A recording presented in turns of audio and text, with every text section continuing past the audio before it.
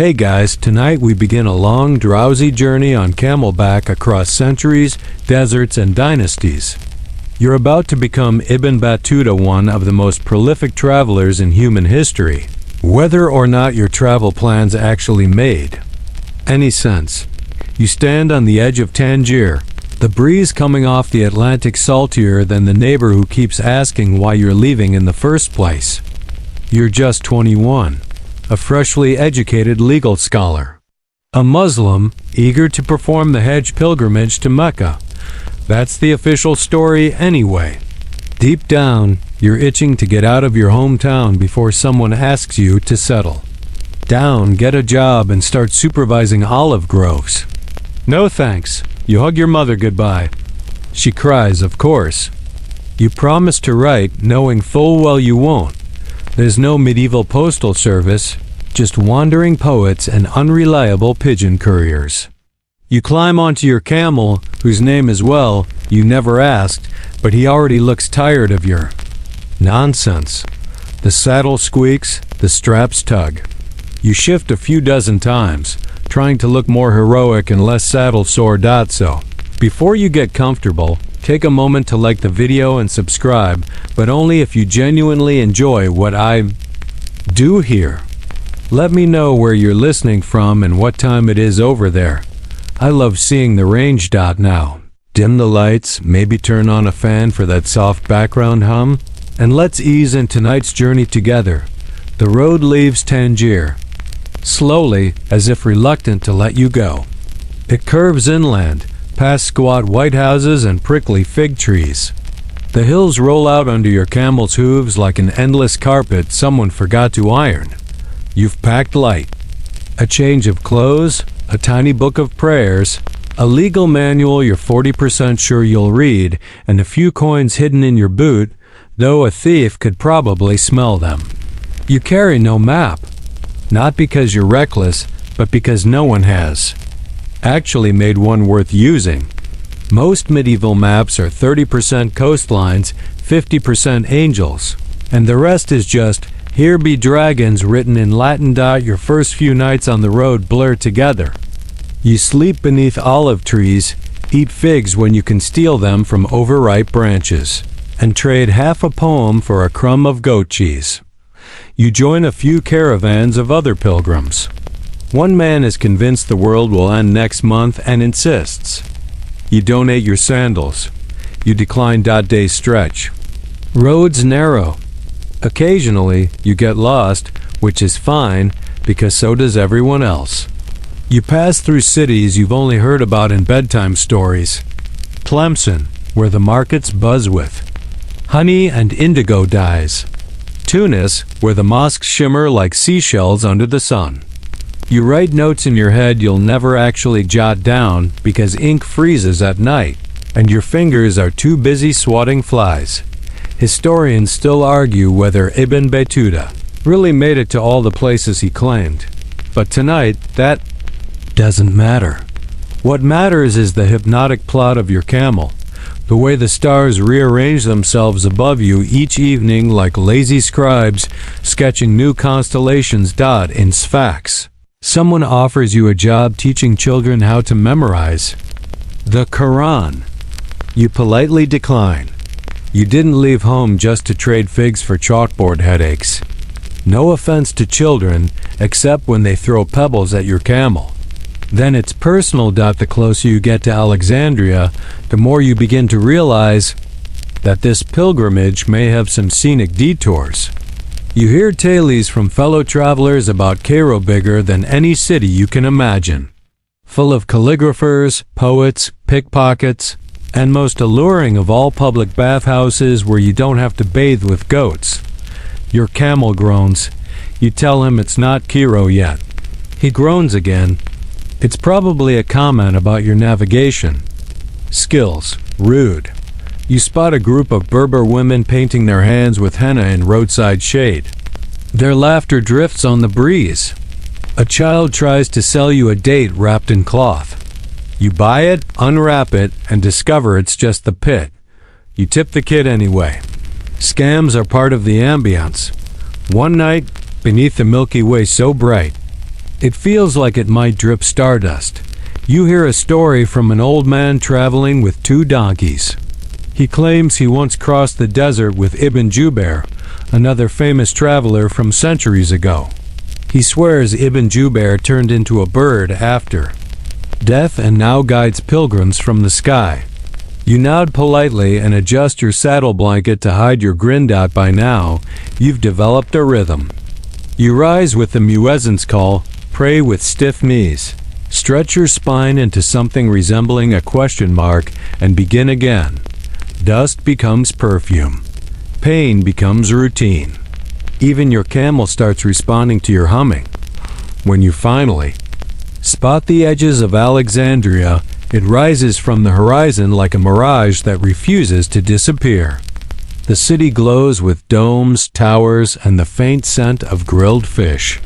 You squint at it like a dream, unsure whether to weep or just ask where the nearest bathhouse is.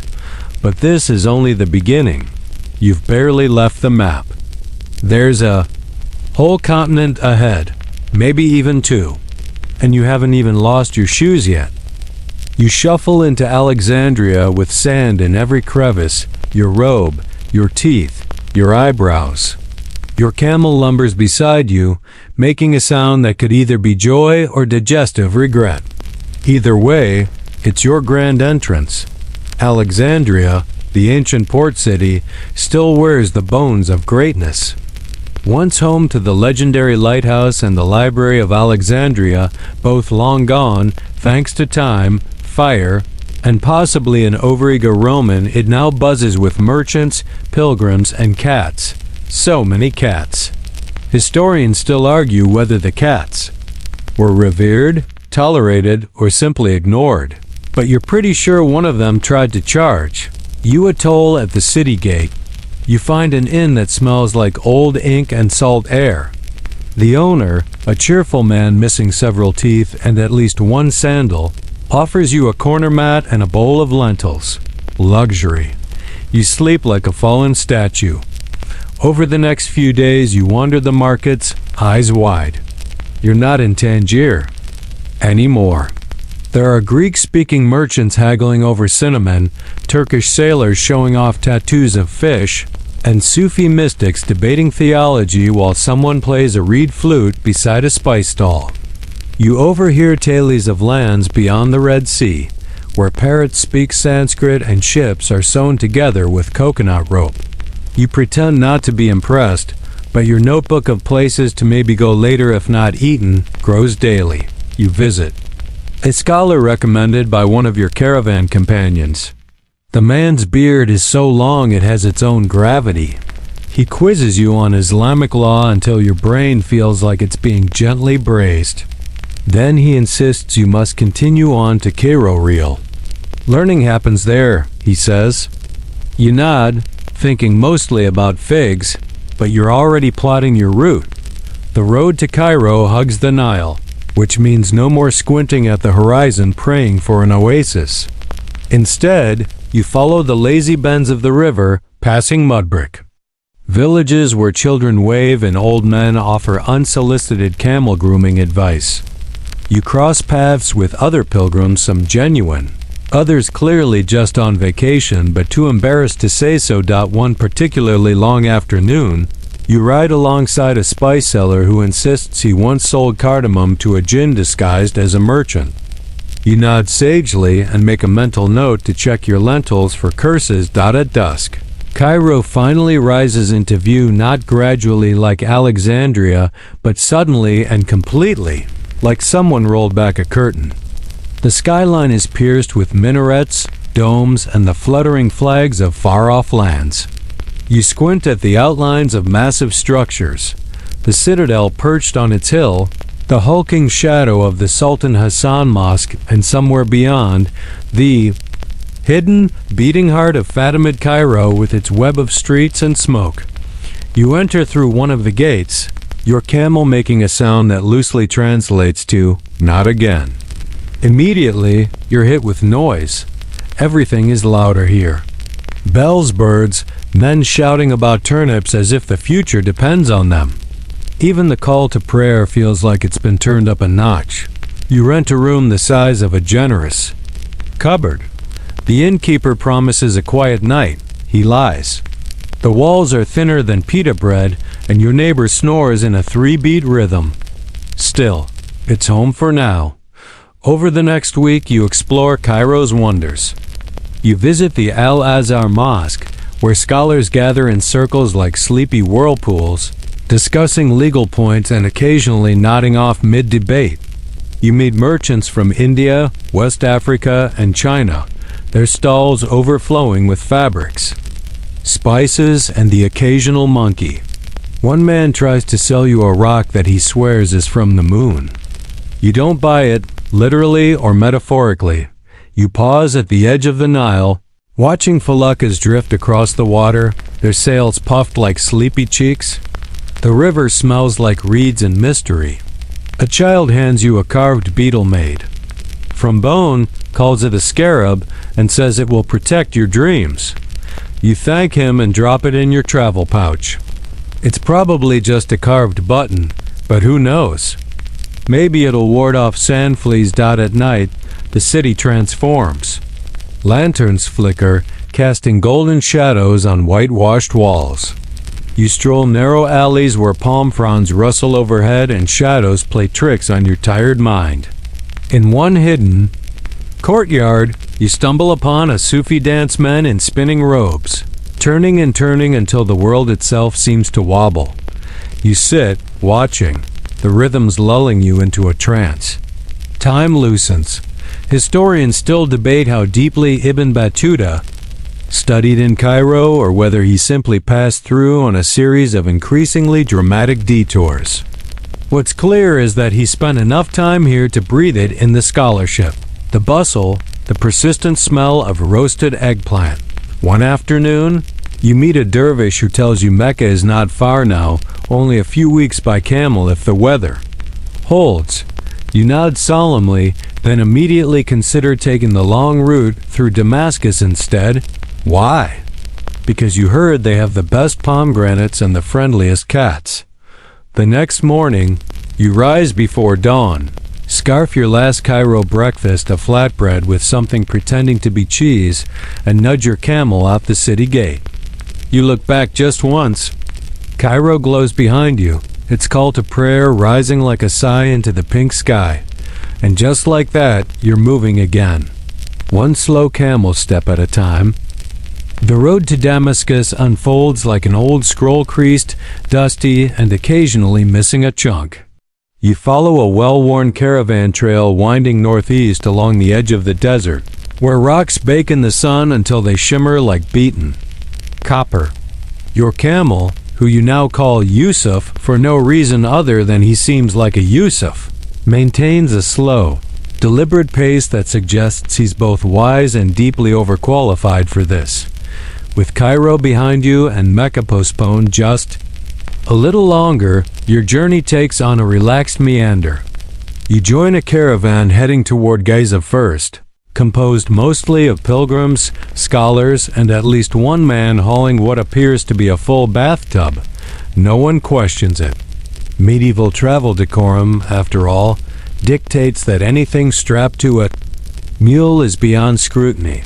You settle into the rhythm of caravan life, waking before sunrise, praying under the fading stars, chewing stale dates while pretending they're figs, and setting off into the sun's embrace with the slow crunch of hooves. On gravel as your soundtrack. At night, the camp becomes a scattered constellation of tents and fires. Someone always has a kettle. Someone else has a lute with one string missing. Stories float through the air like smoke.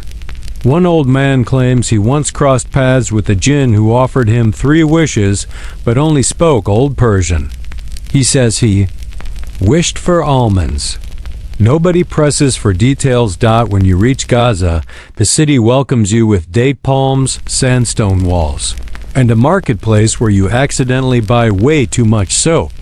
You're not sure how, but you now have enough olive oil soap to start a side hustle. You trade most of it for a new saddle blanket and a pouch of roasted chickpeas. From there, the route angles northeast. Through rocky hills and quiet groves, You pass towns where fig trees lean over courtyards, and every shopkeeper tries to guess your homeland based on your sandals. "You're from Andalusia?" one woman says. "Too clean." "Must be Tunisian." You neither confirm nor deny. The terrain shifts again, more dry, more dramatic. The days grow longer, the shade harder to find. Yusuf begins making camel commentary, sounds that you choose to interpret as encouragement. One particularly grumpy morning, you crest a hill and see Damascus laid out below like someone poured silk across the valley. The city glistens in the early light, crisscrossed by canals and dotted with minarets. Trees line its outskirts like green embroidery on an otherwise golden quilt. Entering Damascus is like stepping into a dream someone remembered in fragments. Narrow alleys burst with hanging carpets, water fountains carved like vines, and shopkeepers who greet you with honey-drenched sweets before asking what you're selling. You are immediately, hilariously overwhelmed. You rent a room near the Umayyad Mosque, great square structure with Roman columns and a mosaic courtyard that twinkles even in shade. You visit it first, sandals squeaking softly on the marble. Inside, people drift through the vast prayer hall like ghosts with errands. You find a quiet corner, sit down, and listen to the silence. It hums louder than Cairo ever did. You take your time here. Weeks, maybe. You read. You eavesdrop on philosophical arguments you only half understand. You develop a fondness for pomegranate molasses and start sprinkling it on everything like you're reinventing medieval cuisine. You write short poems in the margins of your travel. Notes half spiritual, half nonsense. Historians still argue whether Ibn Battuta really studied under the prominent legal minds of Damascus or just audited their lessons while munching on pistachios. Either way, you pick up knowledge, bits and pieces, rules of Islamic jurisprudence, the correct way to rinse before prayer, which types of birds count as clean enough to eat. Surprise, not flamingos. Closing parenthesis. One night, as you sip tea on a balcony overlooking the city's twinkling lanterns, you hear a traveling merchant talk about the pilgrimage route south. He says Mecca's not far now. A few weeks if you take the Hejaz road and don't get distracted by side adventures, mountain feuds, or overly generous dinner invitations. You promise yourself, tomorrow, you'll leave tomorrow. Tomorrow becomes 3 days. Then 5, there's a woman selling dried apricots who insists you haven't lived until you've tried her cousin's almond stew. You politely agree. You stay another night. Finally, one clear morning, you gather your things less than you had before, somehow. You mount Yusuf, who sighs in a very judgmental way, and you begin your journey south. This time toward Mecca. For real, the road winds through scrubland and stony valleys. You pass Bedouin camps where smoke curls lazily from cooking fires. Shepherds wave lazily as you pass, dogs trotting at their heels. One offers you a bit of sour yogurt in a goatskin bag. You accept, trying not to make a face. At night, the desert becomes infinite. Stars hang so low they feel touchable. Your fellow pilgrims grow more focused. Conversations quiet down. Prayers become longer, softer. You can feel the gravity of Mecca pulling you closer, not with force, but with promise. One evening, a sudden sandstorm blows in. You and Yusuf find shelter behind a crumbling wall. You tie a cloth around your face, squinting into the blur. For hours there's nothing but wind and grit. And then silence. The world resets. The sky emerges again, clearer than before. You resume your pace. One plodding hoof at a time. And just as your patience begins to fray, just as your boots develop a relationship with your blisters, someone points to the horizon and murmurs, "There." Mecca. Almost there. Mecca appears like a whispered secret revealed slowly at dawn. The sun rises behind you, stretching your shadow forward along the dusty road. Your back aches, your sandals are arguing with your heels, and Yusuf the camel is chewing with the lazy satisfaction of someone who knows he's done the hard part. You crest the final ridge, and there it is, Mecca. Low buildings clustered like pebbles around the grand heart of the city. The Kaaba, cloaked in black, standing like a stone anchored in eternity. Pilgrims move around it in quiet waves, slow and steady as breath. You pause. The desert breeze cools slightly, and in that moment, all the noise of the world seems to fade. The markets, the lectures, the camel groans, and all that remains is stillness. You've made it. You enter the city with the others. No royal processions, no banners, just hundreds of tired feet and open hands. Your entry is anonymous but no less holy. You wash the dust from your face and say a prayer, one whispered under your breath and only half composed, equal parts gratitude, disbelief, and sandal-related frustration. You join the crowds at the mosque circling the Kaaba in tawaf. The hum of voices, the shuffle of cloth, the smell of warm stone and crushed sandalwood, it all becomes one long note, a lullaby in motion. 7 circuits. Each one softens you. Afterward, you rest beneath an awning strung with woven mats. Pilgrims. Nearby sleep, pray, snack, or gently argue about who snored. A boy brings you water in a clay cup, drawn from the Zamzam well. You sip slowly, as if each drop will write a story on your bones. Over the next days, you complete the rituals, standing at Arafat, collecting pebbles in Muzdalifa, performing the symbolic stoning at Mina. You feel yourself emptying out, not dramatically, but like someone draining a pot of tea slowly through a crack. You are tired, sore, quiet inside, and still the city pulses. Mecca in this period is not a sleepy backwater, it's a hub.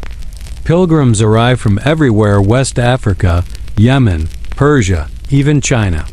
You meet a scholar who claims to have crossed the steppes of Central Asia, wearing nothing but a wool robe and uncheckable optimism.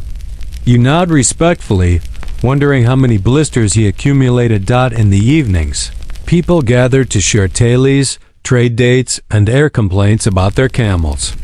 One man tells a long, meandering story about losing his sandals in Medina and having to buy a new pair made of fish skin.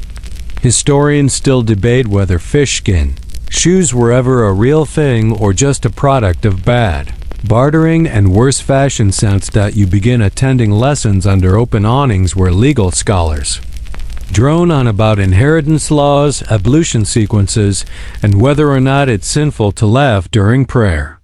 Consensus: only if you snort. One particular teacher impresses you, calm voice, fingers stained with ink, a smile like he knows he's wrong half the time but enjoys the argument anyway. You linger after class. He offers you a position traveling with him to Persia. You consider it, but not yet. Not just yet. Instead, you spend a few more weeks soaking in the city. You help a spice vendor organize his inventory, mostly because he promised you free cinnamon bark. You write letters you don't send.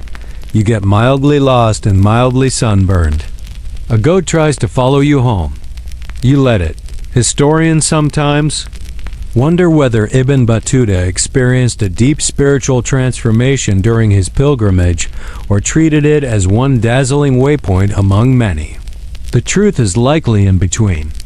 You feel something shifting inside you, not loudly, but like a tent being folded down gently at the end of a long night. One evening, you sit by a small fire with fellow travelers.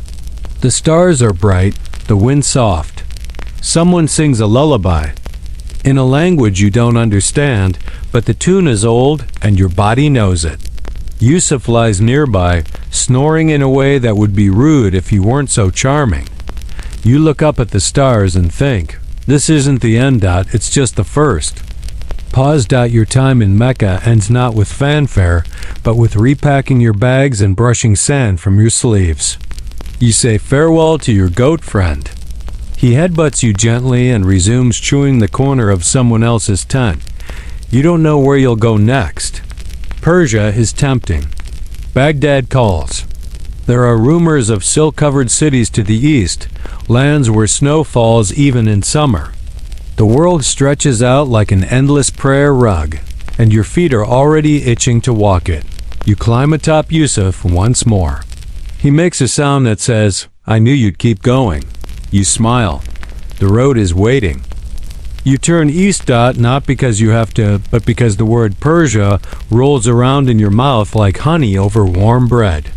Scholars speak of it as the land of poets and palaces, of gardens where water sings, and even the bricks recite verses. You cross the Hejaz Mountains in a stringy caravan, picking your way through red rock and sand gullies, your shadow stitched to the side of cliffs. The heat glows off the stones like a slow fever. You share your water with Yusuf. He does not thank you. He does, however, nudge you into a thorn bush later that evening, which may or may not be unrelated. Your first stop beyond Arabia is Shiraz. The city greets you with vineyards for raisins officially, tiled courtyards, and air heavy with orange blossoms. Children run through alleyways chasing one another with sticks, and old men recite verses from Hafiz, though he technically hasn't been born yet. You linger near a fountain while an old woman sells sugared almonds. You buy too many. Regret nothing. In Shiraz, every door seems to open onto a garden. Water trickles through channels cut in marble. Pomegranates hang like lanterns in the shade. A man explains that every true garden must represent paradise. 4 quadrants, 4 rivers, a central fountain. You nod sagely while mentally plotting a very modest version you'll probably never build. You spend afternoons attending lectures, reclining on carpets, and marveling at how seriously Persians take socks. You didn't realize there were 5 ways to properly wear wool around your toes. Now you do. There may have been diagrams. At one point, you join a debate at a madrasa. The topic? Whether sleep counts as a form of minor death or just a very lazy act of devotion. You offer an opinion, so measured that 2 scholars both agree and disagree with you. You take that as a win. Historians still argue whether Ibn Battuta exaggerated his time in Persia, especially considering how many cities he supposedly visited in a suspiciously short period. But no one questions the cultural feast the region offered. It was a buffet of intellect, etiquette, and architecture. You pass through Isfahan, its blue domes gleaming under the sky like polished coins. The central square is alive with hawkers selling copperware, apricot paste, and the kind of perfume that lingers long after you've left the room. You watch craftsmen press intricate calligraphy into tiles with the focus of monks. You almost buy a miniature Quran the size of a walnut, but worry you'll lose it between your socks. One day, while sheltering from a storm in a roadside inn, you meet a caravan heading toward India. They speak of ships waiting on the southern coast. They speak of riches and sultans and mangoes so soft they dissolve in your mouth. You pause. India. The name drips with promise and chaos. Spices, silk, strange languages, temples carved into cliffs, and of course rivers wider than anything you've crossed. You join the caravan. It's a long way from Isfahan to the sea. You travel through Kerman, where desert winds bite harder and the tea is always strong enough to dissolve melancholy. You hear tales of thieves who ride silent horses and of towns that move during the night. Someone swears they saw a lizard the size of a donkey. You believe them. You're too tired not to. One morning, you rise before the call to prayer and climb a dune near the edge of the Lut Desert. The sky stretches in a pale yawn overhead. No sound, just wind moving across the sand like it's afraid to disturb the world. It occurs to you, briefly, how far you've come. Tangier feels like a ghost now. Mecca, a memory wrapped in gold thread. You're thinner. tanned. Your legs forget what chairs feel like. Your handwriting has become increasingly questionable. But your eyes, they've grown wide and soft like someone who's seen the sun rise in too many directions. Down at the port of Hormuz, the air smells of fish, salt, and spices being loaded onto creaky ships. You board a dhow with patched sails and a crew that speaks in 5 languages. One man insists he once fed a pearl to a monkey to hide it from pirates. You don't ask if he ever got it back. Yusuf the camel does not come. He remains behind, gifted. To a merchant who swore he'd be treated like royalty. You hug Yusuf's neck. He bites your sleeve. It's touching in a deeply inconvenient way, and just like that, your feet leave the earth. The ship creaks into the Gulf of Oman, sails fluttering. Like nervous paper. The sea moves beneath you in slow, liquid shivers. You clutch the rail, heart thudding not with fear, but with that strange sensation you always get when the next chapter begins. Persia shrinks behind you. Ahead lies India, the monsoon winds, and probably more dysentery than you're emotionally prepared for. But for now, you breathe, you float, you drift toward the edge of the known world, wrapped in the salt slick air and the smell of spices. You arrive in India not with a triumphant horn blast or a banner bearing your name, but soaked, slightly sunburned, and deeply suspicious of seafood. The crossing was bumpy. The monsoon rain slapped the deck like a grumpy uncle, and the ship creaked as if considering early retirement. You spent 3 days clutching the side rail, whispering promises to never eat lentils again if only the sea would stop tilting. But the coast of India, when it finally steadies in your vision, is green. Palm trees lean toward the water like lazy dancers, and the air smells of cardamom, charcoal, and something sweet you can't name yet. You dock at Calicut on the Malabar coast, where the buildings are built to breathe high wooden eaves, wide verandas, walls that seem to flutter in the damp breeze. From the moment you set foot on the dock, it's clear, you're not in Persia. Anymore. The port buzzes with motion. Merchants wear silk lungis and speak in Malayalam, Arabic, Tamil, and sometimes all 3 at once. Elephants saunter through the streets wearing gold-studded harnesses. Fishermen gut their catch with the rhythm of a lullaby. A parrot, perched outside a tailor's stall, screeches good price at passing tourists. You're 80% sure it's mocking you. A local guide greets you and offers to help with translation. You accept, despite his habit of narrating everything he does. Now I tie my sandal. See? Very efficient. You admire his confidence. Calicut is wealthy, humid, and loud. You visit mosques where the call to prayer echoes through groves of coconut trees. You try jackfruit for the first time. Its aroma a bold mixture of bubble gum and old onions. It's an acquired taste. You attend a court hearing where the judge listens to witnesses while casually chewing betel nut, his teeth stained red like he's been taste-testing pottery. Historians still argue whether Ibn Battuta arrived in Calicut directly or wandered first along the southern coast. What's not debated? India fascinated him. It overwhelmed him. And like you, he couldn't stop scribbling notes, even when the ink ran in the humidity. From Calicut, your journey turns north. You travel with a small trading party winding through lush green fields and spice farms where cinnamon trees curl their bark like scrolls. Monkeys swing through banyan trees. A goat eats half of your travel journal while you're napping. You write your entries sideways after that. Then comes the shipwreck. No one plans for a shipwreck, of course. But when you're invited onto a coastal boat to help ferry cargo, just a short trip, very smooth, you accept with the optimism of someone who clearly hasn't learned from previous sailing experiences. A storm brews. The sky darkens like wet silk, and before you can count the thunderclaps, the boat lurches violently. Waves slap across the deck. Someone screams something about an unlucky fish. The sails twist like terrified flags. You clutch a crate of nutmeg and try not to think about sharks. Eventually, the boat finds land, or rather land finds the boat. You wake up on a beach, damp and mildly bruised, your turban wrapped around a coconut. You're missing one shoe, your ink pot, and a small pouch of peppercorns. You do still have your sandalwood comb, so things could be worse. A group of locals finds you, helps you up, and offers mango slices and confused looks.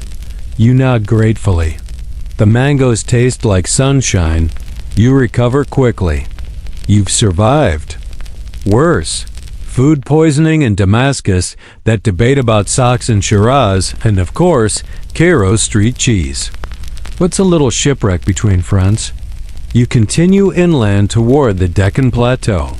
The land rises into hills and valleys, punctuated by temples and roadside shrines covered in marigold garlands. Along the way, you encounter astrologers, who insist your destiny involves camels, bananas, and a small musical instrument. You smile and ask for lucky numbers anyway. In one village, a ceremony is underway. Dancers painted in red and gold whirl around a central fire. Drums beat in rhythms that seem designed to shake thoughts out of your head. You sit, barefoot, feeling the dust and warmth and sound wrap around you like a shawl. This is not your world, and yet it lets you in. Just for a while, you finally reach Delhi, the seat of the mighty Sultanate, in the twilight of a hot, breathless afternoon. The city sprawls across the plain like a sprawled-out nobleman, part regal, part disheveled, entirely unbothered. Its skyline bristles with domes and minarets, its streets seethe with processions, goats, and perfume hawkers who promise their rosewater can make you irresistible. You politely decline. You've just been shipwrecked. Irresistibility feels premature. And then, as you step through the gates and into the crowded lanes, something unexpected happens.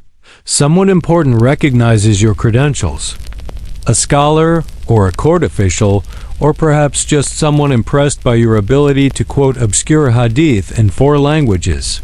Either way, you're invited, no, summoned to the court of Sultan Muhammad bin Tughlaq. You straighten your robes, smooth your beard, mentally rehearse polite phrases like "Yes, Your Majesty," and "No, I would not like a second goat." And you wonder, what could possibly go wrong in the royal court of the most unpredictable ruler in India? Spoiler, quite a bit. But for now, you bow deeply at the palace gates and step forward, shoes dusted, smile practiced, and heart fluttering with equal parts curiosity and quiet dread. You stand in the outer courtyard of the Sultan's palace in Delhi, swaying slightly in the heat, flanked by guards in brocade and boredom. A peacock strolls past, utterly unimpressed by your existence. Someone nearby sneezes in Persian. You bow too early, then again too late. And that's how you meet Sultan Muhammad bin Tughlaq. He is tall, sharp-eyed, with a voice that can slice through soup.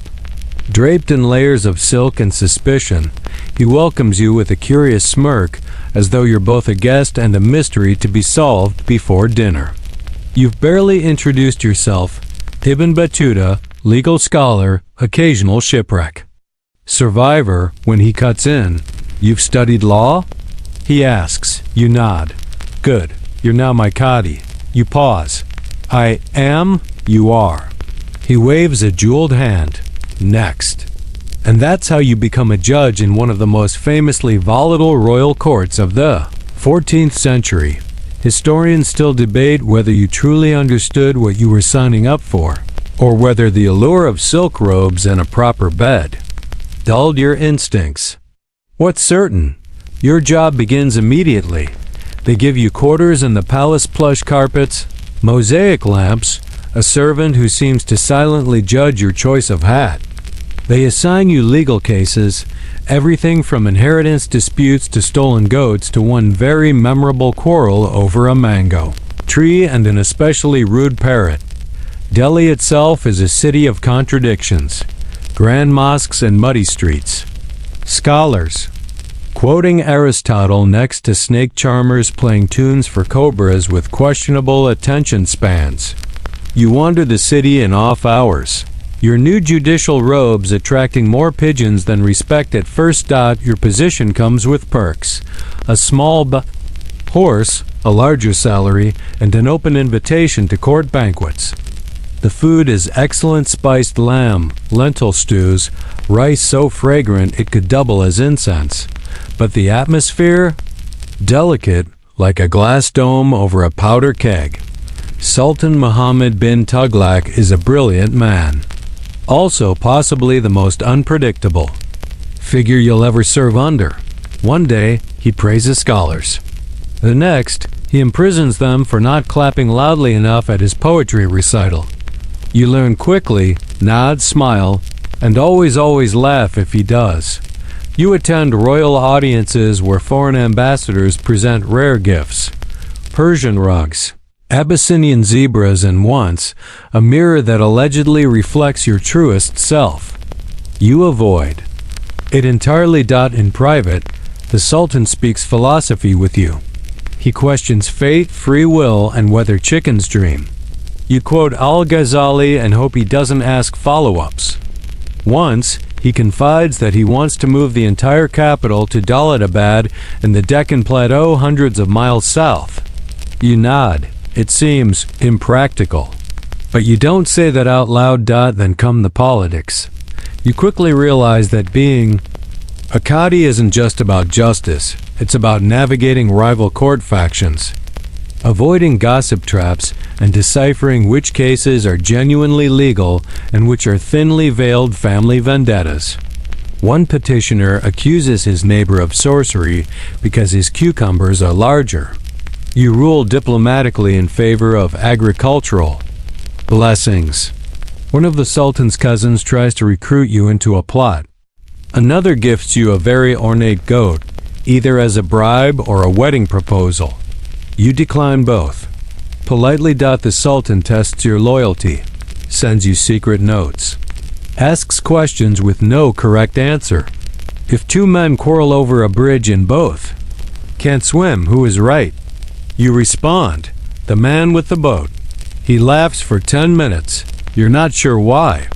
You write it down anyway, and yet, for all the chaos, Delhi has a rhythm. You fall into it. Morning prayers, court cases. Long afternoons scribbling judgments in a shaded alcove while sipping cardamom tea. Evening walks through jasmine-scented gardens where poets argue with themselves. And tortoises sunbathe like philosophers on vacation. You meet scholars from every corner of the Muslim world. West African merchants wrapped in indigo cloth. Mongol envoys with silk satchels and snow in their hair. A man from China who communicates through a translator and gives you a tiny paper bird that folds itself when exposed to steam. You don't ask how. You write long letters in your mind, addressed to no one in particular. About the sound Delhi makes at dusk, somewhere between a lullaby and a warning. Still, the palace begins to wear on you. There's a tension in the air. Always. Whispers. Shifting alliances. And you foreigner, judge, favored but not untouchable, feel like a grain of rice balanced on a sword blade. Historians have long puzzled over your time in Delhi. Why did the Sultan trust you so much? Why did you stay so long? Some say it was ambition. Others say it was fascination. Maybe you stayed because, despite everything, it felt alive. But eventually, the tide turns. One evening, as you're reviewing a case involving stolen sandals and misplaced jewelry, a message arrives. The Sultan wants to send you away. Not in exile. As an ambassador. To China. You blink. China? He nods. You'll represent my court. Bring them my greetings.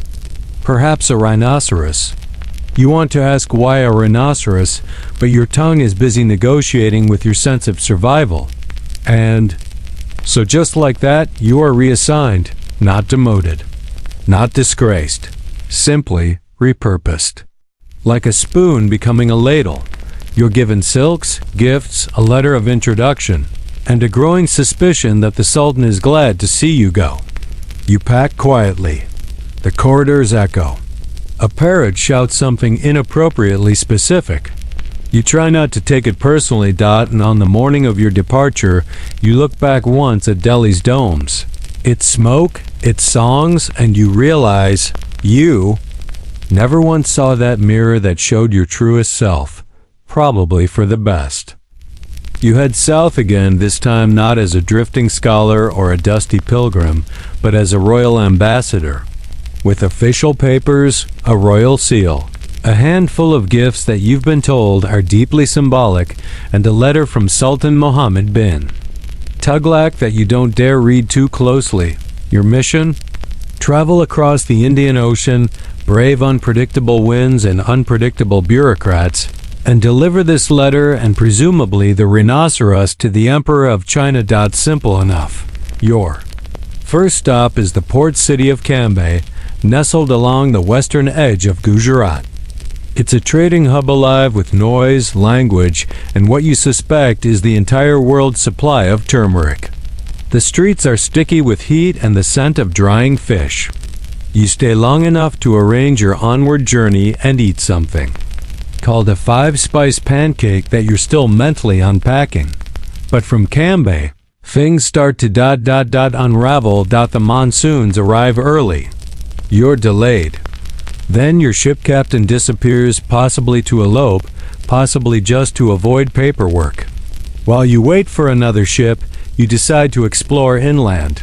After all, you are Ibn Battuta. Staying still has never been your thing. You travel through thick forests that breathe out mist in the mornings and swallow the sun in the afternoons. The air smells green, lush, and damp and crawling with life. You ride along dirt tracks that squelch beneath your horse's hooves, crossing villages where time seems to have stopped and then forgotten to restart. You seek out Sufi retreats in the wilderness, rumored to be filled with wise mystics and wild peace. What you find? Leaky huts, mud-spattered robes, and a group of ascetics who have taken a vow of silence, but somehow communicate entire sarcastic conversations with their eyebrows. You're offered a seat, a bowl of rice, and a long, meaningful stare. It's oddly comforting. One monk shows you how to listen to wind through bamboo like it's scripture. Another gives you a pebble and says it contains a secret. You carry it for weeks, just in case. You continue deeper inland, sleeping under the stars or in hammocks strung between trees that groan like old men. Sometimes, a tiger's roar punctuates the night. Once, a wild boar eats your sandal. You now walk with a limp and a story. Historians still debate whether Ibn Battuta truly sought out spiritual retreat, or just got very lost while avoiding court politics. Either way, the result is the same. A strange chapter of mud, monks, and quiet. Eventually, you find your way back to the coast, older, slightly thinner, and now deeply suspicious of forest mushrooms. You board a ship at Quillan, a port thick with the smell of cinnamon bark and boiled shrimp. This one actually sails. It creaks and sways, of course, because no ship in your life has ever simply behaved, but it stays afloat. You count that as progress. The sea stretches out before you again, calm and glittering under the sun. You lean against the rail, watching. Flying fish dart like silver prayers across the water.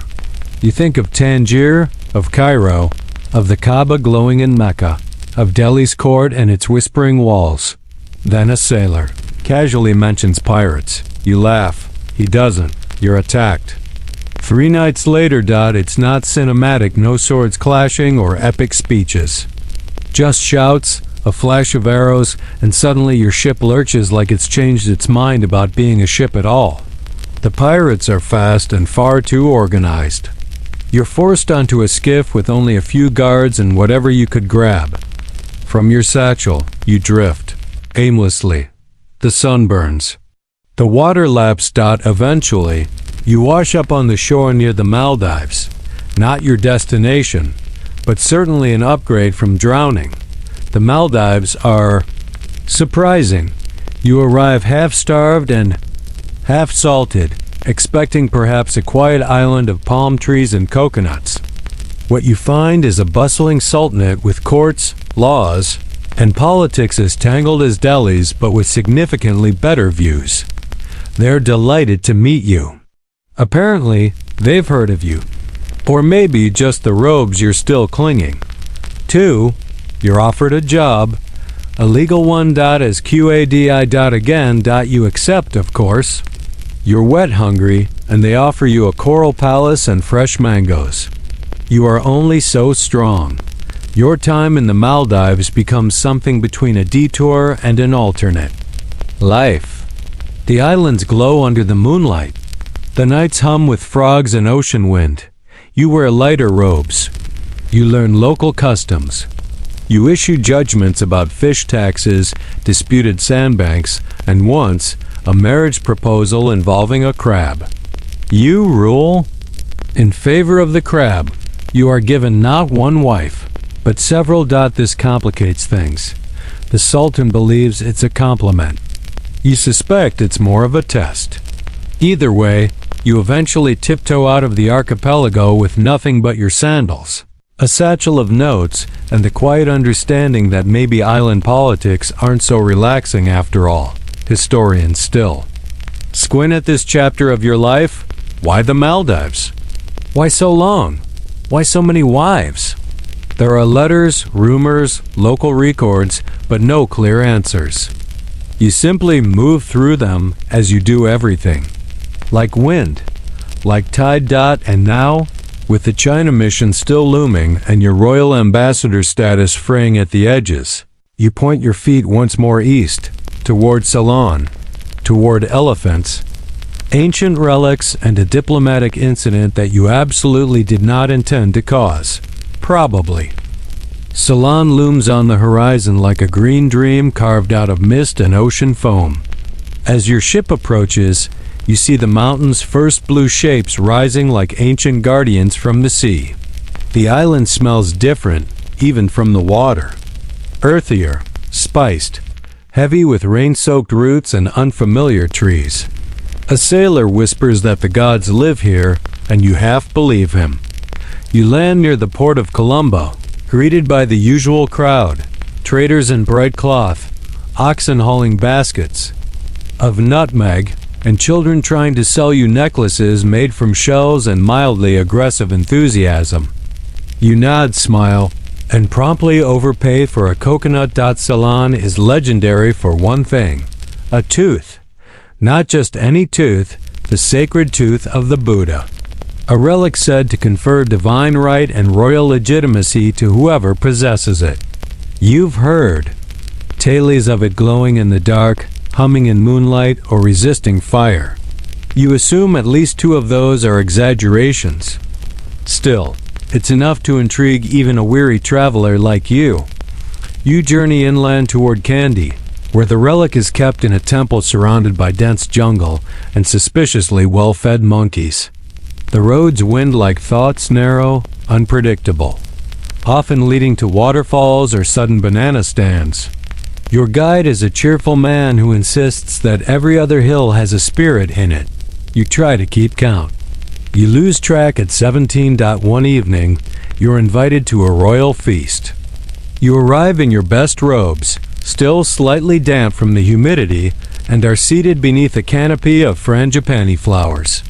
Dishes appear in waves: rice, curried lentils, strange spiced chutneys, and what might be mango pickle or possibly very seasoned lava. You try everything. Twice. Then the elephants arrive. Not on your plate, thankfully, in procession. Draped in silk, their tusks painted gold. They carry offerings toward the temple, and apparently, one of them does not enjoy the smell of your cologne. It sneezes in your direction. You bow and pretend that's a form of blessing. The king or chief or overlord, depending on the translator, welcomes you formally. You bow low. He asks about your travels. You mention Mecca, Persia, Delhi, the Maldives. He seems impressed. Until you accidentally mention the part about having served multiple sultans. He squints. The room gets quieter. Historians still argue whether Ibn Battuta's stay in Ceylon went smoothly or whether he may have unintentionally overstepped by showing too much interest in the sacred relic. You don't recall doing anything offensive, but one minute you're sipping tamarind juice, and the next you're being escorted gently but firmly back toward your boat. You leave with a handful of gifts, a polite warning, and one strong impression. Ceylon is a beautiful place to visit, but maybe don't ask too many questions about divine molars. Back at the coast, you regroup. Your clothes are stained with turmeric. Your notebook smells faintly of coconut. And yet your mission to China still hangs in the air like forgotten laundry. You haven't abandoned it. Exactly, just temporarily set it aside beneath a growing pile of side quests. You hitch a ride northward again, aiming for Bengal. The boat is smaller, but the sea is gentle. Along the way, you pass islands where fishermen wave lazily and claim to have seen dragons. You wave back and choose not to press for details. In Bengal, you stay in the city of Sonargaon, lush, humid, buzzing with trade. You're welcomed warmly by a local governor who hosts you with great hospitality and serves a fish stew so spicy it resets your memory. You politely pretend you can still feel your tongue. You spend your days visiting mosques, resting in gardens, and composing verses in your head that rhyme only when you're deliriously sleepy. You meet scholars who argue about the shape of the world and merchants who swear China is only 2 weeks away. If the wind is good and you don't anger any gods, you decide it's time. The Chinese embassy. The actual reason you're carrying that wrinkled letter, those dwindling gifts, and your best ambassadorial cloak that now smells like goat and ocean salt. You arrange passage with a fleet of Chinese-style ships bound for Sumatra and beyond. Your Malay captain wears jewelry on his toes and explains that this is for balance. He speaks 7 languages and still manages to mispronounce your name with flair. You like him immediately. The journey takes you across the Bay of Bengal, an expanse so wide it feels like a pause in the story. The waves are soft. The sky rolls out like a scroll. Dolphins leap occasionally, which is either a good omen or just dolphins being show-offs. You pass the Nicobar Islands. You stop briefly, long enough to trade spices and accidentally insult someone's parrot by offering it a date. It squawks. You apologize. Then, finally, Sumatra. Dense, green, thick with bird calls and the scent of cinnamon trees. You land in the Sultanate of Samudra Pasai, a port alive with trade and slow grace. The Sultan there greets you in Persian, an unexpected and comforting surprise, and you're invited to stay as long as you wish. The mosques here are made of dark wood. The people speak with a musical cadence. You write pages and pages of notes, your script hurling with the humidity. You're now closer to China than ever before. You rest here briefly. Breathe deeply. Watch the moon rise over the jungle canopy.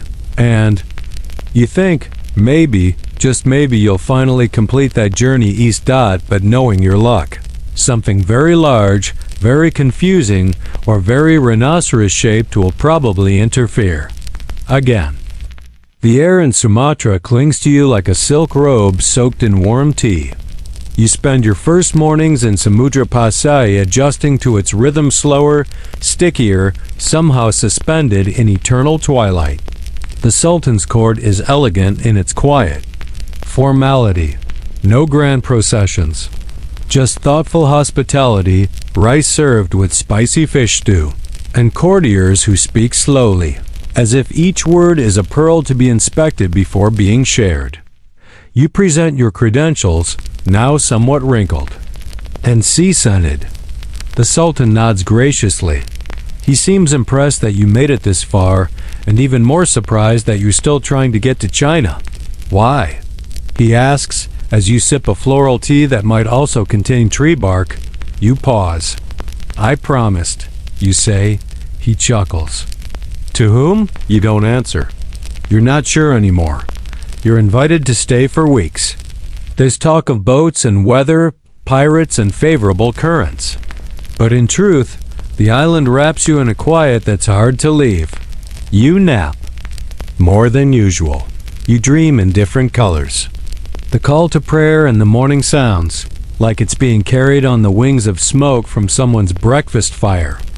One afternoon, while walking near the market, you spot something familiar, a piece of porcelain from China, delicate, blue, and unmistakably foreign. A vendor explains that Chinese merchants have been coming for generations. The route is well known. By those who return, historians still wonder whether Ibn Battuta ever truly reached China, or if this stretch of his journey becomes hazy out of narrative necessity. What is clear? You leave Sumatra with new energy, the name of a trusted ship captain, and a few slices of dried mango stuffed into your satchel for luck. The ship is larger this time. A junk broad, sturdy, its sails sewn with thick canvas and painted with symbols you don't recognize. The crew hails from all over: Malay deckhands, Chinese merchants, Arab interpreters, and one man from Java who insists that every storm is just an angry sea ghost looking for attention. You sail north along the edge of the South China Sea. Islands dot the horizon, some jungle thick, some just dots of sand where seabirds rest like feathered punctuation marks. You stop briefly in Campa, modern-day Vietnam, where the docks creak with trade and incense smoke curls around every doorway. You spend 3 days there, long enough to be gifted a lacquered fan and a mildly fermented fruit you pretend to enjoy. Then finally landfall. In China. You arrive in the province of Fujian, docking at the port of Xuanzhou. The harbor is enormous, bristling with masts, sails, and shouting. You're nearly knocked over by a cart full of tea leaves before your boots even touch the dock. Welcome to the Ming Dynasty. The Chinese officials are efficient, polite, and vaguely amused by your robes. You're escorted to a guest house meant for foreign envoys. White walls, red beams, the scent of fresh ink and unfamiliar flowers. And thus begins your audience without and audience. Because here's the twist. The emperor, known as the Son of Heaven, is not currently receiving foreign guests.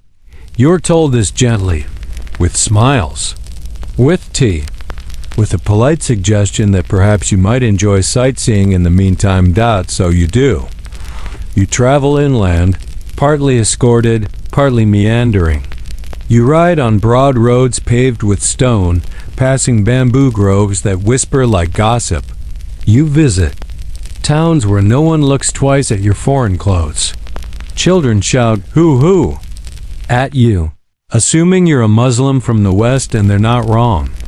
You explore gardens arranged like poems, ponds reflecting willow trees, bridges arched like the backs of sleepy cats.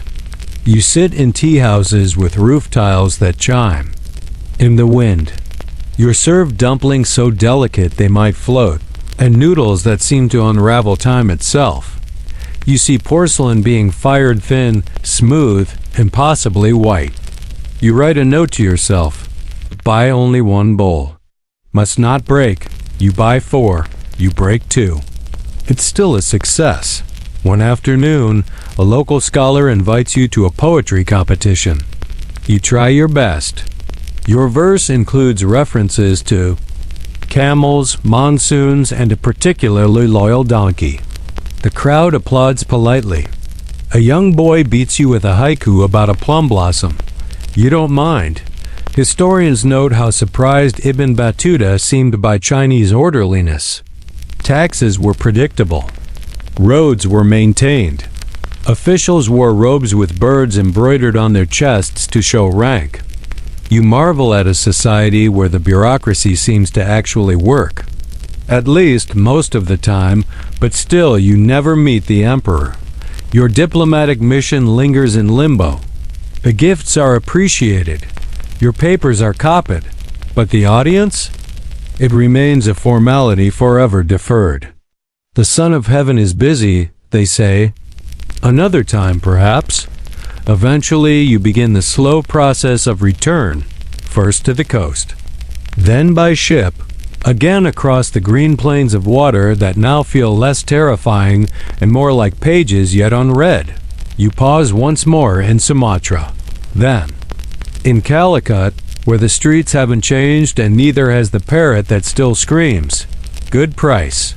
You retrace your steps, but everything feels different now. Softer, looser. You have seen China, or at least the edge of it, and the thought remains with you like the taste of ginger, warm, strange, and hard to forget. And though your mission may not have ended in a palace hall, you suspect the real achievement was not the audience, but the journey, the people, the parrot, definitely the parrot. The sea breathes around you again, vast and salt-laced, as you lean against the rail of yet another ship, your 9th, 10th, and watch the horizon rise and fall like a sleepy heartbeat. You're headed back west, though back is a loose concept. By now, you've seen so much, eaten so many confusing meals, and accidentally insulted enough minor officials to fill a small novella. From the coast of Calicut, you sail north toward the mouth of the Indus, stopping along the way at ports whose names blur into humid sunsets and turmeric-scented markets. The ship creaks with familiarity now, like an old friend who still refuses to explain where it goes at night. Your goal, Baghdad. First, you pass through the Sultanate of Gujarat once more. You recognize none of it. Roads have changed. Merchants have shifted. Time has moved like a careless scribe, redrawing the map while you weren't looking. You smile anyway. This is the way of it. Then, finally, after what feels like weeks of dust, tea, and goats that don't understand personal space, you reach the legendary city of Baghdad. Baghdad, the once golden jewel of the Abbasid Caliphate, now wears its age like a tattered robe. You approach the city on foot, choosing the slower route in reverence. The Tigris glimmers faintly nearby, whispering old secrets as it flows. You expect grandeur. What you find is recovery. Mongol invasions, decades earlier, have left their mark. The libraries burned, the palaces razed. What once stood as the beacon of Muslim scholarship now hums with quieter purpose. Traders have returned. Markets buzz. But the echoes of lost books seem to linger in the walls. You walk the streets, sandals slapping against stone worn smooth by centuries of feet, hooves, and ambition. The house of wisdom is gone, but you still find scholars gathered in tea shops, arguing about astronomy, ethics, and whether cats have souls. You vote yes. One of them tried to follow you here. You're still not sure if it's the same one from Cairo. You spend your days in madrasas that survived or have since been rebuilt, places where students scribble notes by lamplight and teachers speak with soft fire. One quotes Aristotle, another reads from Al-Farabi. You listen, nod, and realize you've forgotten more than most of them have yet learned. At night, Baghdad blooms differently. Lanterns flicker like fireflies. The river reflects minarets in slow ripples. You dine with local officials who ask questions about Delhi, about the Chinese ports, about the taste of mangoes in Sumatra. You answer each with quiet detail, your voice laced with something between nostalgia and fatigue.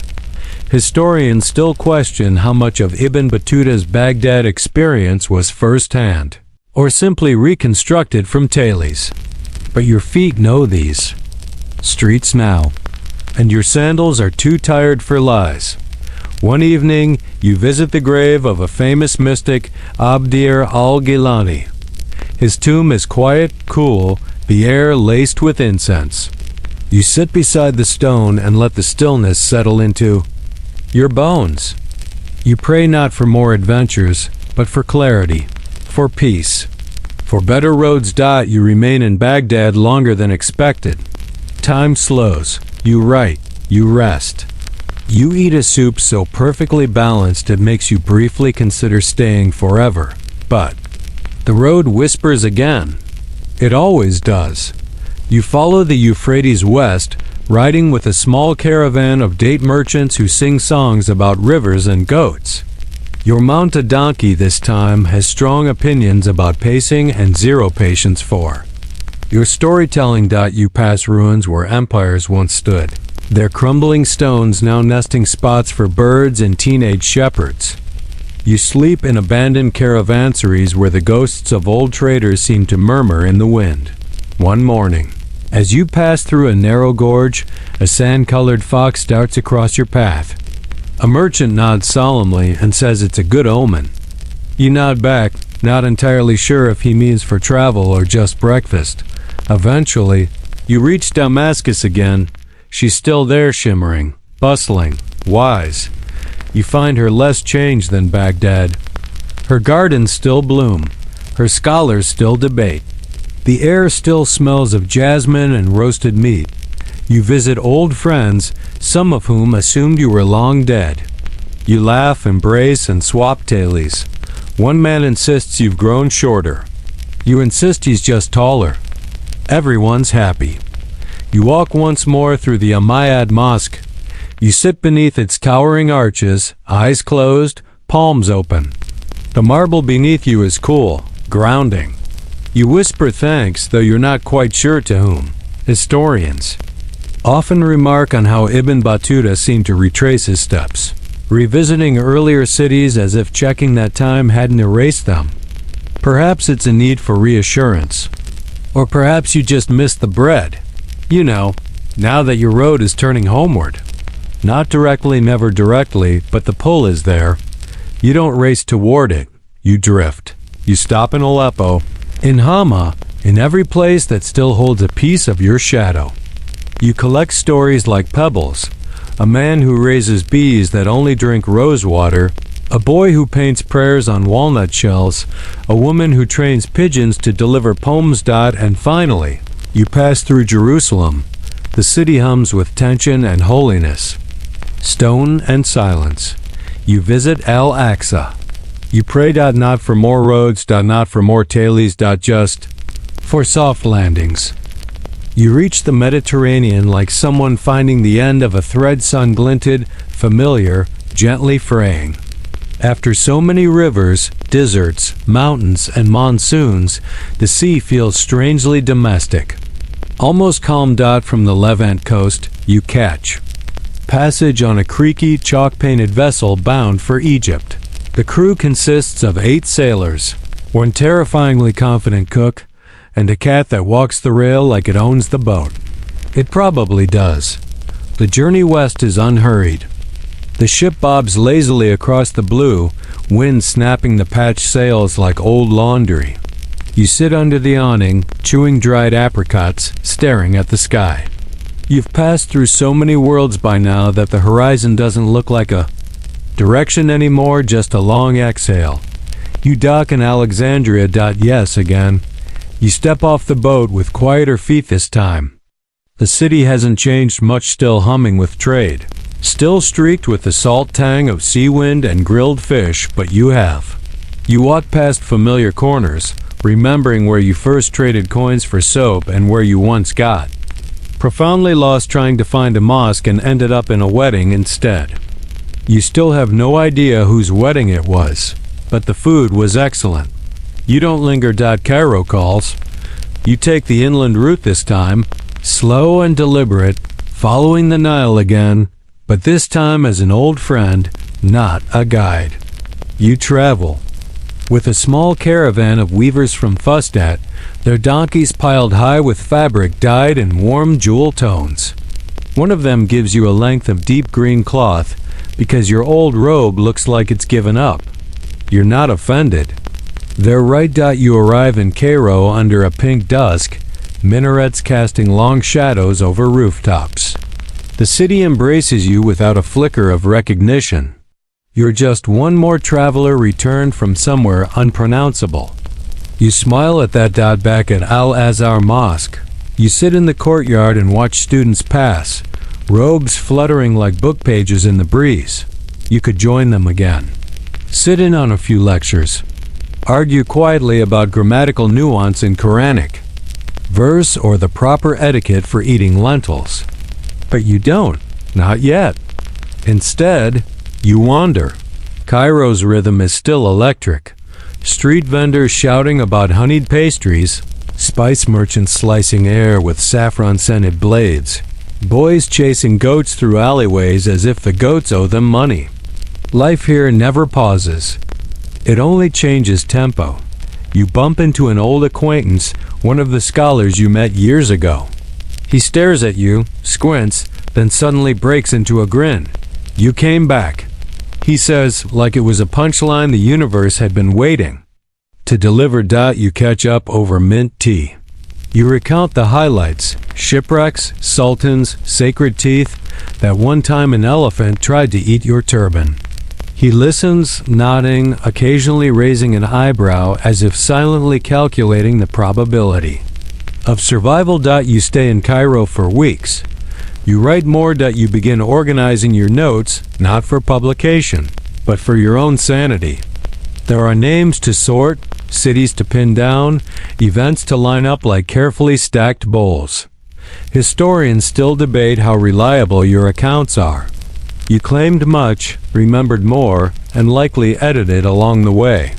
But as you reread your own notes, you begin to wonder if that matters.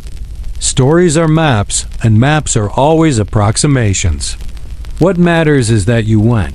Still, the road calls once more. This time, into Africa. West. Across the desert. You hadn't planned this, not originally. But in Cairo's merchant quarters, you overhear tales of Mansa Musa, the fabled emperor of Mali, his pilgrimage years. Earlier still the stuff of whispered awe. Gold, libraries, cities where scholars outnumber goats. It doesn't seem real, which means, of course, you must go. You join a trans-Saharan caravan bound for Timbuktu. It is, in short, a decision you begin to regret almost immediately. The Sahara is a paradox, endlessly empty and endlessly full. Wind and silence, heat and shimmer. Days blend into each other like tea left too long to steep. You ride a camel that is either deeply patient or entirely resigned to its fate. The caravan stretches like a mirage. Traders, pilgrims, Tuareg guides wrapped in indigo cloth. You learn to read the desert not by signs, but by sensation, the way sand feels under your solace at different times of day, the shapes of dunes, the rare shadow of an acacia tree. One morning, you wake with your face crusted in salt and your mouth tasting of last night's date paste. A boy from Gao offers you a gourd of water. You nod your thanks and try not to drink like a drowning man. At night, the sky opens wider than anything you've ever seen. Stars pierce the blackness in constellations you've never mapped. You lie under a wool blanket and wonder if you've reached the roof of the world. Historians marvel that Ibn Battuta crossed the Sahara. It's not a journey taken lightly. Many died. Many turned back. But you keep moving, one hoofbeat, one sand-sifted breath at a time. And then, like a mirage you've willed into being, you arrived at the city of Timbuktu. And it is real. Timbuktu welcomes you not with gold-paved streets or towering palaces, but with something better, shade.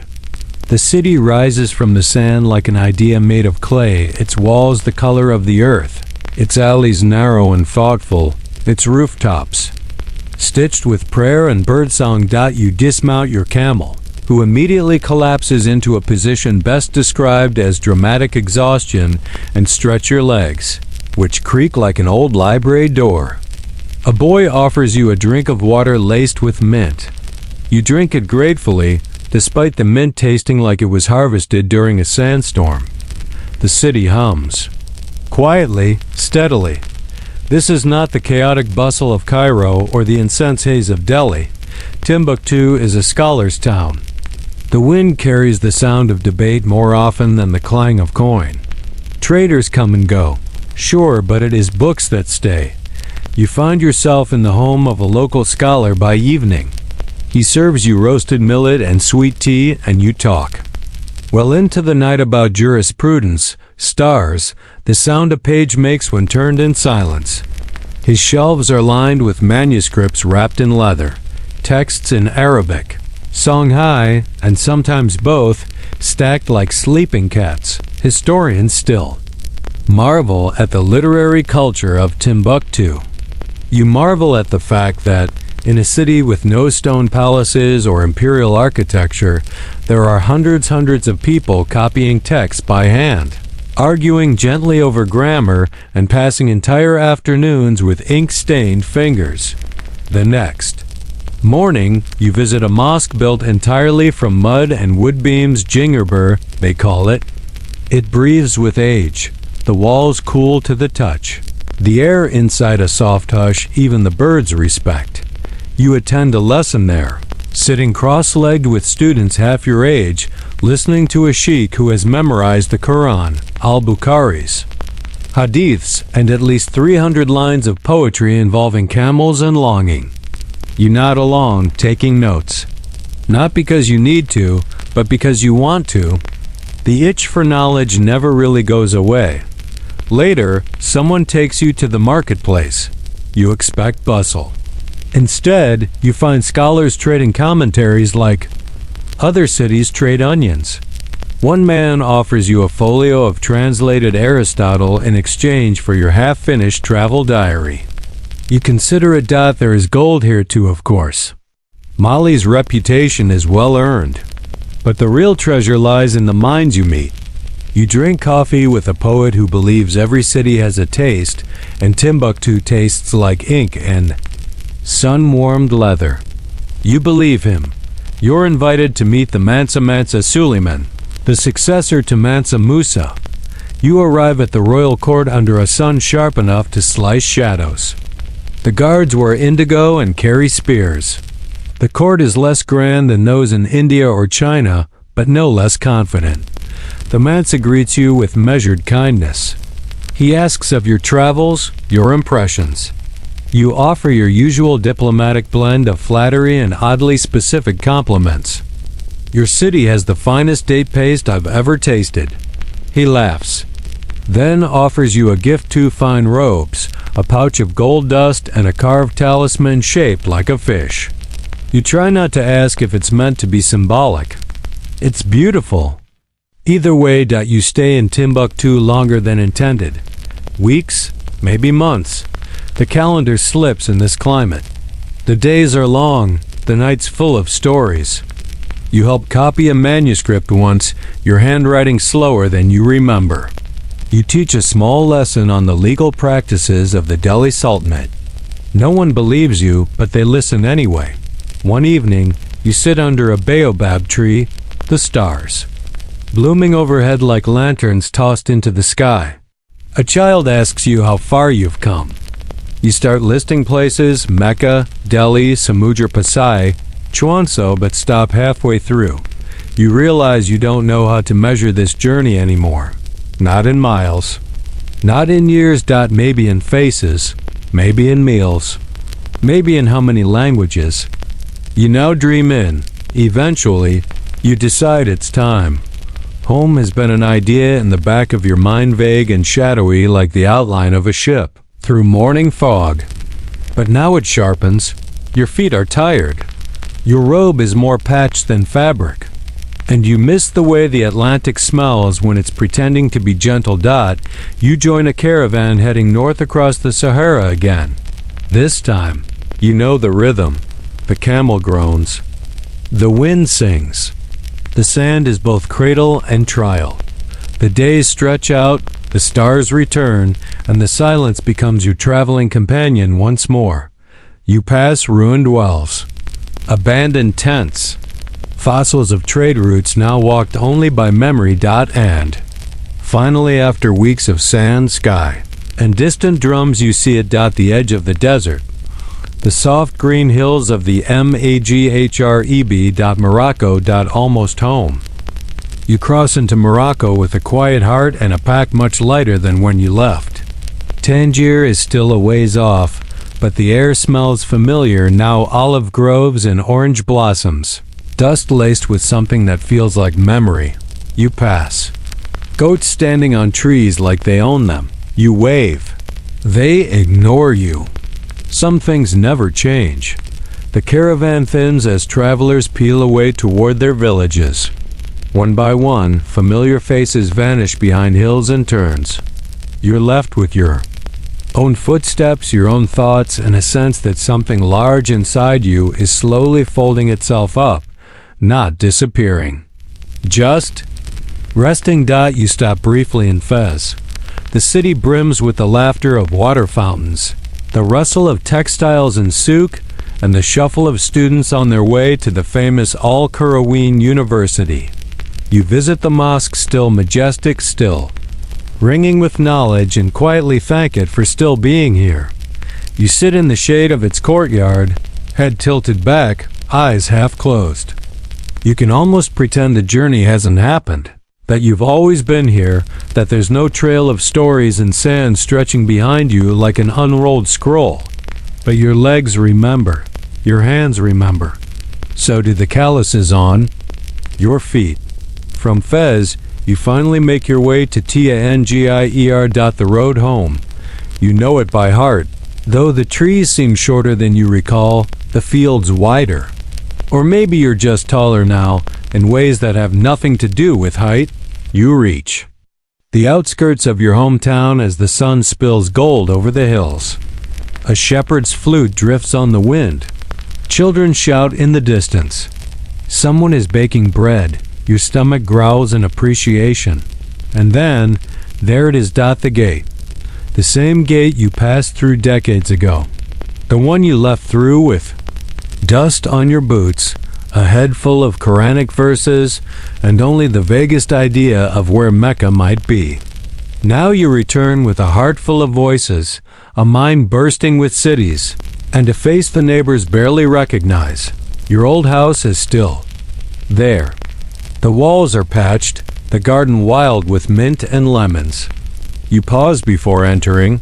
Inside, someone is humming. You knock. The door creaks.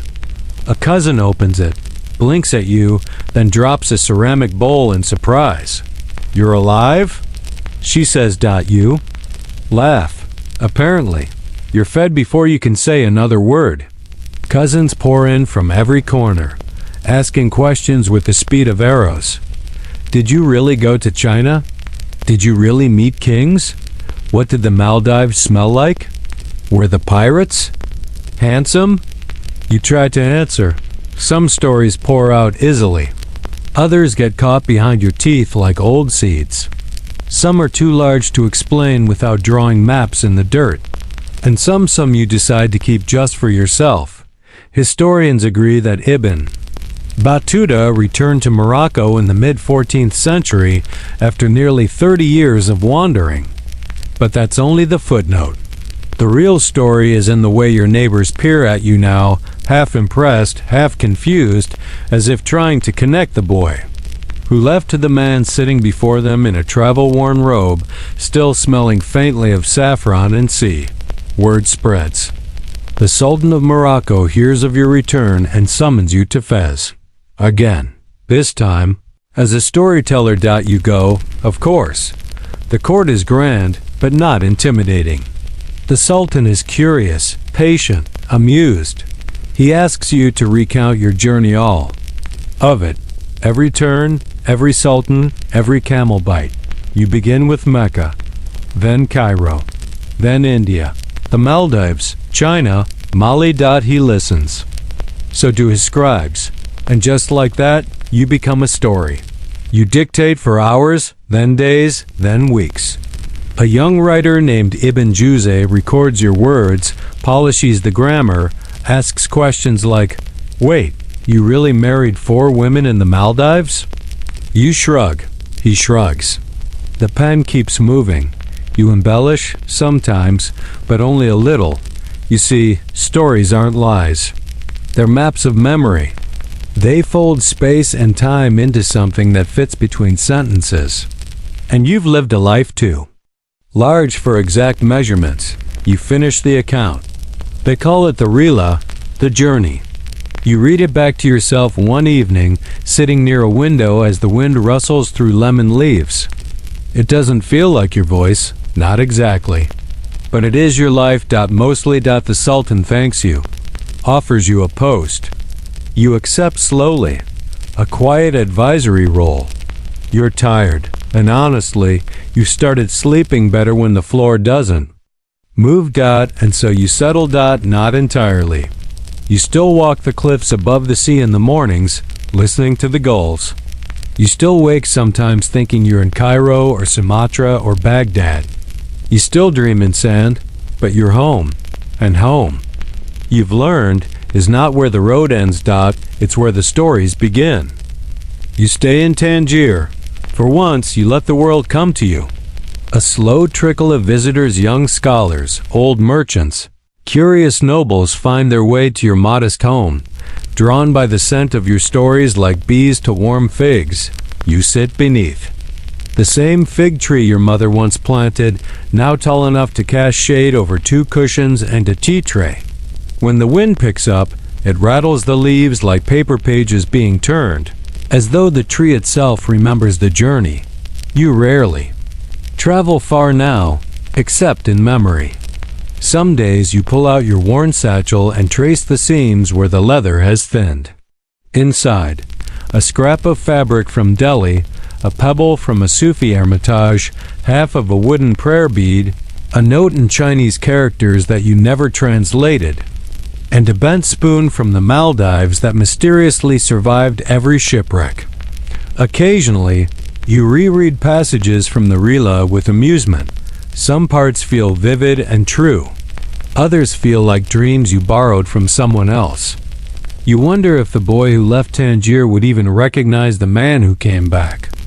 A group of students sits around you one afternoon, legs folded, ears open.